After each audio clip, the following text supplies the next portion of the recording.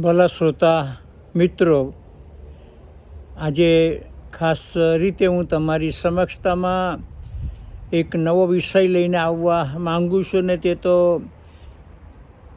જીનિયોલોજી of Jesus Christ, પ્રભુ ઈસુ ખ્રિસ્તની વંશાવળી. માણસની વંશાવળી અથવા પેઢી એના કુટુંબનો ઇતિહાસ દર્શાવે છે. એની સાથે સાથે એ વ્યક્તિની ઓળખ પણ કરાવે છે. યહૂદી લોકો માટે વંશાવળી ખૂબ જ અગત્યની હતી અને આપણા માટે પણ જે વંશાવળીનું જે વટવૃક્ષ છે તે બહુ જ અગત્યનું હોય છે. અને એટલા માટે સુવાર્તિક માથીએ એના પ્રથમ અધ્યાયમાં ખાસ હેતુસર પ્રભુ ઈસુ ખ્રિસ્તની વંશાવળી વિશે વાત કરી છે. યહૂદી વાચકોને આકર્ષવાને માટે જૂના કરારનો આશરો લેવો પડે છે અને જૂના કરારના ઇતિહાસને જાણવા માટે અને જાણ્યા સિવાય નવા કરારની માહિતી અને મૂલ્ય તે સમજી શકાતું નથી. જૂનો કરાર એ નવા કરારનો અરીસો છે. જૂના કરારના જે વચનો છે તે નવા કરારમાં પરિપૂર્ણ થતાં આપણે જોઈ શકીએ છીએ. પ્રભુ ઈસુની જે વંશાવળી છે એને 3 વિભાગમાં રજૂ કરવામાં આવે છે. પહેલો વિભાગ તે પહેલો અધ્યાય 2જી કલમથી 6ઠી કલમમાં ઇબ્રાહીમથી માંડીને દાઉદ સુધીની 14 પેઢી. બીજો વિભાગ એનો પહેલો અધ્યાય 7મી કલમથી 11મી કલમ, ત્યાં આગળ દાઉદથી માંડીને બાબિલના બંદીવાસ સુધીની 14 પેઢી આવે છે. અને ત્રીજો વિભાગ તે પહેલા અધ્યાયની 12મી કલમથી 17મી કલમ સુધીમાં જોવા મળે છે કે જ્યાં બંદીવાસથી માંડીને ઈસુ ખ્રિસ્તના સમય સુધીની 14 પેઢી. હવે કાળવૃત્તાંતનું જે પુસ્તક છે એમાં જે વંશાવળી આપવામાં આવી છે તે અસંખ્ય વાચકોને જરા બોરિંગ લાગે છે, કંટાળાજનક લાગે છે. અને નવા કરારમાં માથીની સુવાર્તાના પ્રથમ અધ્યાયની 17 કલમો પણ લોકોને ખાસ ગમતી નથી. એમાં એવા કેટલાક નામોના ઉચ્ચારણો પણ વાંચવા માટે તકલીફ પડી જાય છે. અને એનું કારણ એટલું જ કે શાસ્ત્ર ભાગ ભાગ્યે જ વંચાય છે અને એના ઉપર જબરદસ્ત સંદેશાઓ પણ અપાય છે. ઇવન નાતાલના પ્રસંગોમાં પણ ઉપદેશકો માથીના પહેલા અધ્યાયની 18મી કલમથી આગળ વાંચે છે, જેનું શીર્ષક છે પ્રભુ ઈસુ ખ્રિસ્તનો જન્મ. તો પછી માથી સુવાર્તિકે એના લખાણના પ્રારંભમાં શા માટે 14 કલમો રોકી છે?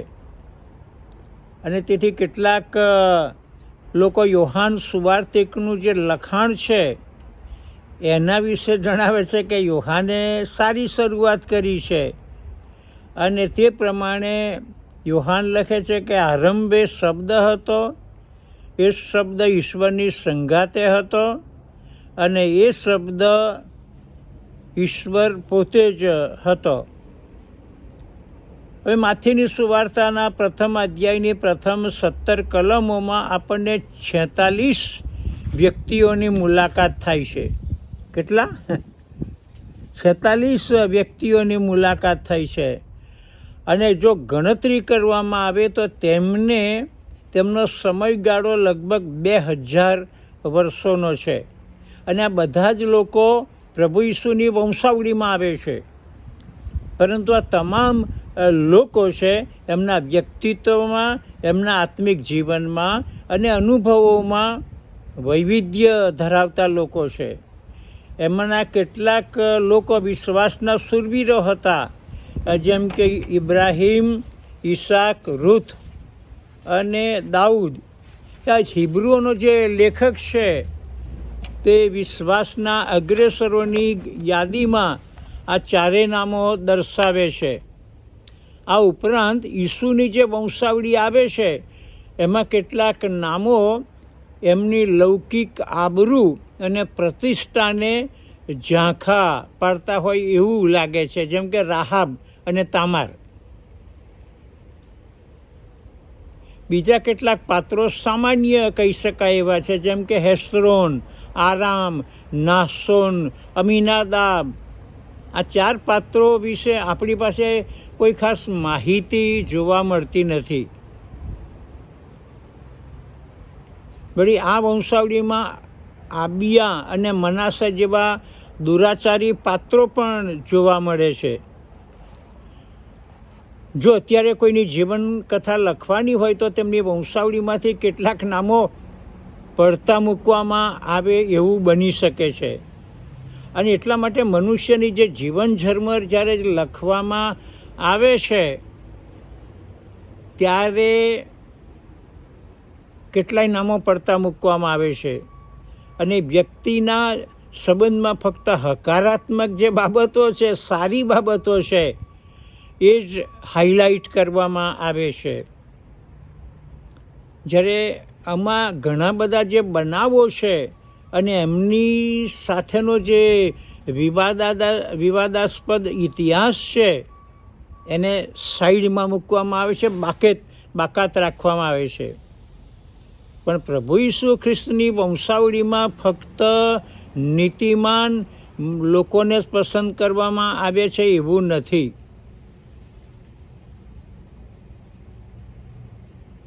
એનું કારણ એ હતું કે પ્રભુ ઈસુ તો પાપીઓના અને દાણીઓના મિત્ર બન્યા હતા અને એમના ઉદ્ધારને માટે જ તેઓ પૃથ્વી પર આવ્યા હતા. પ્રભુ ઈસુ ખ્રિસ્તની વંશાવળીમાં જે પુરુષ પાત્રોના નામ આપવામાં આવ્યા છે તે બધા જ સંપૂર્ણ હતા એવું પણ નથી. એમાંના કેટલાક પાત્રોને તો અભ્યાસ કરે તો ખ્યાલ આવશે કે એમના જીવનકાળ દરમિયાન એમણે એવા કામો કર્યા હતા કે જે સંબંધિત તેઓની પાસેથી એ પ્રમાણે એવી અપેક્ષા રાખી શકાય જ નહીં અને તેઓના વિશે એવી કલ્પના પણ ના કરી શકાય. અને એવા પાત્રો તે પ્રભુ ઈસુ ખ્રિસ્તની વંશાવળીમાં આવે છે. વળી ઈસુની વંશાવળીમાં 5 સ્ત્રીઓના નામ પણ આપવામાં આવેલા છે અને એક અસાધારણ બાબત કહી શકાય, કારણ કે સામાન્ય રીતે તો ઇઝરાયેલમાં, ભારતમાં અને વિશ્વના અનેક ભાગોમાં પુરુષોના નામ વંશાવળીમાં આપવામાં આવે છે. યહૂદી માનસમાં પણ પુરુષનો મહિમા જોવા મળે છે. સ્ત્રીનું નામ તે નહિવત દેખાય છે. યહૂદી પુરુષો તો વહેલી સવારે ઉઠીને એક પ્રાર્થના કરે છે. કઈ પ્રાર્થના? કે હે પ્રભુ, હું તમારો આભાર માનું છું કે તમે મને સ્ત્રી નથી બનાવ્યો. અને એટલા માટે જ માથ્યુ સુવાર્તિક જે યહૂદી હતો તેણે સ્ત્રીઓની તરફેણ કરી અને પ્રભુ ઈસુ ખ્રિસ્તની વંશાવળીમાં 5 નામો પસંદ કર્યા અને આ 5 નામો ખાસ હેતુસર ઉમેરવામાં આવ્યા છે અને એ તો સ્ત્રીઓના નામ છે. તામાર વિશે આપણે જાણીએ છીએ કે તેણે પોતાના સસરા યહૂદાને છેતર્યો અને એણે એક ગણિકાનું સ્વરૂપ ધારણ કર્યું. એ રસ્તામાં બેઠી એના સસરાની સાથે એણે સમાગમ કર્યો અને એના દ્વારા તામારને જોડિયા દીકરાઓ થયા. એકનું નામ પેરેસ અને બીજાનું નામ ઝેરા. અને વંશવેલો આગળ ચાલ્યો. રાહાબ પણ એક કનાની સ્ત્રી હતી.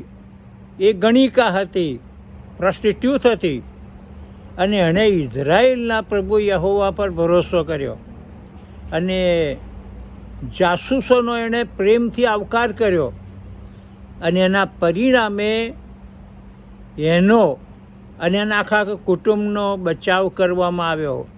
વાર્તા ત્યાં અટકતી નથી. સલમોનથી રાહાબ મારફતે થયેલો દીકરો તો બોઆઝ હતો, અને બોઆઝથી રૂથને જે દીકરો છે તેનું નામ ઓબેદ હતું. અને રૂથ તો મોઆબ દેશની પરદેશી સ્ત્રી હતી કે જે વિશે ઇઝરાયેલને ઝાઝી ખબર નહોતી. વળી અગાઉ ઉરિયાની પત્નીનું નામ બેથશેબા હતું, અને બેથશેબાથી દાઉદને જે દીકરો છે તેનું નામ સુલેમાન. અને બેથશેબાને દાઉદના વિશેની તો વાર્તાઓ, નવલકથાઓ લખવામાં આવી છે, અને રૂપેરી પડદા પર ખ્યાતનામ મૂવી પણ પ્રગટ કરવામાં આવેલી છે. પ્રભુ ઈસુ ખ્રિસ્તની જે વંશાવળી છે તે વિશ્વાસના અગ્રેસર ઇબ્રાહીમથી શરૂ થાય છે, અને છેવટે પ્રભુ ઈસુ ખ્રિસ્તમાં એ પરિપૂર્ણ થાય છે. પ્રભુ યહોવા ઇબ્રાહીમને વચન આપે છે. કેવું વચન આપે છે? કે ઈશ્વરે આપેલા વચનો જે શરતી છે, કે જેમાં જો અને તો વારંવાર આવે છે. એનો અર્થ કે ઈશ્વરે એમના સેવક ઇબ્રાહીમ અને ત્યારબાદ ઇઝરાયલને જે વચનો આપ્યા તેની પરિપૂર્ણતા માટે ઇબ્રાહીમના સંતાન અને ઇઝરાયલ પુત્રોએ પણ ઈશ્વર પ્રત્યે પોતાની વફાદારી જાળવવાની હતી અને આજ્ઞાધીનતા બજાવવાની હતી. દુઃખની બાબત તો એ છે કે ઇઝરાયેલી પ્રજાનો જો આપણે ઇતિહાસ જોઈએ તો ત્યાં એ પ્રમાણે બન્યું નથી. એમણે તો વારંવાર ઈશ્વરના નિયમો ને ઉથલાવી નાખ્યા છે, આડાઈ કરી છે, હઠીલાઈ કરી છે, બળબડાટ કર્યો છે, અને પરિણામે એમને ઈશ્વરના ન્યાય શાસનમાંથી પસાર થવું પડ્યું, અને લાંબા વર્ષો સુધી બાબિલની જે ગુલામગીરી એનો સામનો ઇઝરાયેલી પ્રજાને કરવો પડ્યો. અને એ સમય તો એમના માટે કટોકટી, કલ્પાંત અને અપમાન સહન કરવાનો સમય હતો. અને એના માટે ગીત કરતા તો એ પ્રમાણે જણાવે છે. ગીતશાસ્ત્ર 137મો અધ્યાય અને 1લી અને 2જી કલમમાં આ દુર્દશા વિશે જણાવવામાં આવ્યું છે. કે છે કે બાબિલની નદીઓને કાંઠે અમે બેઠા, અને અમને સિયોનનું સ્મરણ થઈ આવ્યું.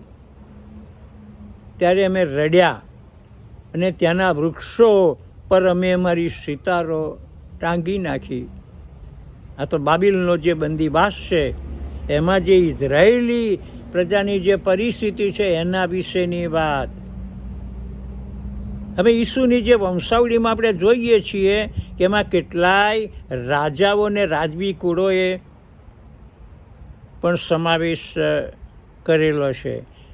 ગીતશાસ્ત્ર 2જા અધ્યાયમાં દાઉદના રાજ્યકાળ સંબંધી જણાવવામાં આવ્યું છે. એટલું જ નહીં, પણ એ તો પ્રભુ ઈસુના જે સનાતન રાજ્ય વિશે પણ ગીતશાસ્ત્ર તેના 2જા અધ્યાયમાં જણાવવામાં આવ્યું છે. કલમ 7 તો આ પ્રમાણે જણાવે છે. શું જણાવે છે? કે હું તો ઠરાવ જાહેર કરીશ. યહોવાએ મને કહ્યું છે કે તું મારો પુત્ર છે, અને આજે મેં તને જન્મ આપ્યો છે. ઈસુના જન્મ વિશે ગાબ્રિએલ દૂતે પણ મરિયમને કહ્યું કે જો તને ગર્ભ રહેશે ને દીકરો થશે, ને તું તેનું નામ ઈસુ પાડશે, તે મોટો થશે ને પરાત્પરનો દીકરો થશે, અને પ્રભુ પરમેશ્વર તેને તેના પિતા દાઉદનો રાજ્યાસન આપશે. તે યાકૂબના ઘર પર સર્વકાળ રાજ્ય કરશે, ને તેના રાજ્યાસનનો અંત આવશે નહીં. હાલેલુયા.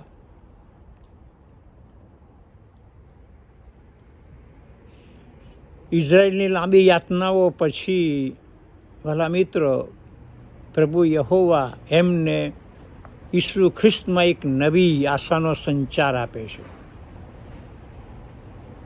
માથીની સુવાર્તા 4થો અધ્યાયને 16મી કલમ જણાવે છે કે જે લોકો અંધારામાં બેઠા હતા તેઓએ મોટું અજવાળું જોયું, અને મરણ સ્થાનમાં તથા મરણ છાયામાં જેઓ બેઠેલા હતા તેમના પર એ અજવાળું પ્રકાશ્યું.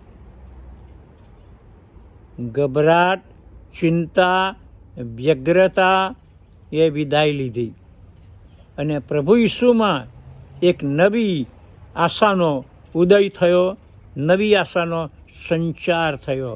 અને યહૂદી લોકોએ અને વિદેશી લોકોએ આ બાબત સમજવાની જરૂર છે કે ઈસુ મસીહ વિદેશીઓ માટે પ્રકાશરૂપ અને ઇઝરાયેલી લોકો માટે મહિમારૂપ છે.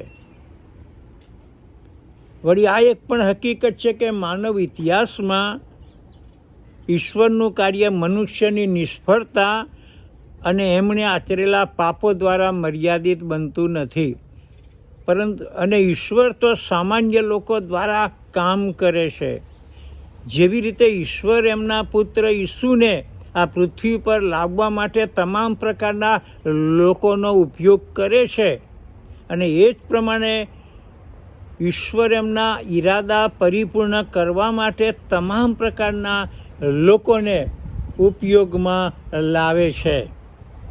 આપણને એ ગમે કે ના ગમે એ વાત અલગ છે, પણ સૌથી અગત્યની બાબત તો એ છે કે એમાં તમારો અને મારો પણ સમાવેશ કરવામાં આવ્યો છે. હાલેલુયા! પ્રભુની સ્તુતિ થાવ. પ્રભુ ઈસુની વંશાવળી આ વાસ્તવિકતાઓને રજૂ કરે છે કે યહોવા એમના પસંદ કરેલા લોકો સાથે વ્યવહાર કરે છે. એમનો વ્યવહાર માત્ર આદર્શ ગણાતા લોકો સાથે છે એવું નથી. ઈશ્વર સારા અને નરસા બંને પ્રકારના લોકો સાથે વ્યવહાર કરે છે અને બંને પ્રકારના લોકોનો ઉપયોગ કરે છે. ઈશ્વર એમના સમયગાળા પ્રમાણે કામ કરે છે. ઈશ્વરનો જે સરવાળા છે એમાં કોઈ ભૂલ થતી નથી. એમની ઘડિયાળમાં કોઈ બગાડ નથી. પ્રભુ ઈસુના કુટુંબમાં ગમે તે વ્યક્તિનો સમાવેશ થાય છે. જૂના સમયમાં આપણા જે પૂર્વજો આવું ગીત ગાતા હતા કે યસુ કે દરબાર મેં કોણ કોણ આયે, અને પછી જે નીચલી જ્ઞાતિના લોકોના નામ આવે છે, અને પછી એ સ્ટાન્ઝાની અંદર પછી લખે યસુ કે દરબાર મેં એ લોગ આયે હमें प्यारा लगत है, प्यारा लगत है, દિલારા લગત है. એટલે ઈસુના દરબારમાં, ઈસુની વંશાવળીમાં, ઈસુના સેવા કાર્યને માટે સામાન્ય લોકો આવે છે કે જેમની ગણતરી કદાચ આ જગતના લોકો કરી શકતા નથી. અને એમાં પ્રભુનો આભાર માનીએ કે એમાં તમારો, મારો, આપણા કુટુંબનો પણ એમાં સમાવેશ કરવામાં આવેલો છે. અને એટલા માટે યશાયા પ્રબોધક એ પ્રમાણે કહે છે તે વખતની ઇઝરાયેલી પ્રજાને કે હે ધાર્મિકપણાને અનુસરનારા લોકો, યહોવાને શોધનારા લોકો, તમે મારું સાંભળો. જે ખડકમાંથી તમને ખણી કાઢવામાં આવ્યા તેને, તથા જે ખાણમાંથી તમને ખોદી કાઢવામાં આવ્યા તેના બાકોરાને નિહાળો. યશાયા 51મો અધ્યાય અને 1લી કલમ. અને જો આ વચનો પર મનન કરવામાં આવે તો આપણા મુખમાંથી પણ દાઉદ ભક્તના જેવા ઉદ્ગારો નીકળી શકે છે કે હે યહોવા ઈશ્વર, હું કોણ ને મારું કુટુંબ કોણ કે તમે મને આટલા સુધી લાવ્યા છો. અને આ તો આપણા તારણહાર પ્રભુ ઈસુની આપણા માટેની અનહદ કૃપા છે અને દયા છે, જે માટે યહોવાનો જેટલો આભાર માનીએ એટલો ઓછો છે. પ્રભુ ઈસુની વંશાવળી દ્વારા એટલું કહી શકાય કે પ્રભુ તમને અને મને ચાહે છે. પ્રભુના કુટુંબમાં તમારો અને મારો સમાવેશ કરવામાં આવે છે. પ્રભુના મહિમા માટે, પ્રભુના રાજ્યની વૃદ્ધિ માટે, નાશમાં જતા આત્માઓને માટે પ્રભુ તમારો, મારો અને જગતના સામાન્ય લોકોનો ઉપયોગ કરવા માગે છે. અને પ્રભુ એમાં તમારો સમાવેશ કરવા માગે છે, મારો સમાવેશ કરવા માગે છે. ચાલો આપણે પ્રભુ ઈસુ ખ્રિસ્તના કુટુંબના સભ્યો બનીને, તેમના દીકરા અને દીકરીઓ બનીને, તારણનો અનુભવ પ્રાપ્ત કરીને ઈસુ ખ્રિસ્તને આપણા રાજાને તારનાર તરીકે, ઉદ્ધારક તરીકે, સ્વામી તરીકે, પ્રભુ તરીકે સ્વીકાર કરીને સેવાને માટે કટિબદ્ધ બનીએ અને પ્રભુએ કરવાને માટે આપણ સર્વની સહાય કરે. ભલા ભાઈઓ અને બહેનો, જો તમને આ વિડીયો સારો લાગ્યો હોય તો તમે એને લાઈક કરજો, તમે એને સબસ્ક્રાઈબ કરજો અને બીજા લોકોને પણ આ વિડીયો તમે ફોરવર્ડ કરજો. અને પ્રભુએ જો તમારી સાથે પવિત્ર આત્મા દેવ મારફતે વાત કરી છે, પવિત્ર આત્મા ઈશ્વર દ્વારા તમારી સાથે પ્રભુએ વાત કરી છે, તો તમે એનો સ્વીકાર કરજો. ઈશ્વર તમારી સહાય કરે, ઈશ્વર તમારો અને તમારા કુટુંબોનો ભરપૂરીપણામાં ઉપયોગ કરે, એ જ મારી શુભેચ્છા અને પ્રાર્થના છે. God bless you.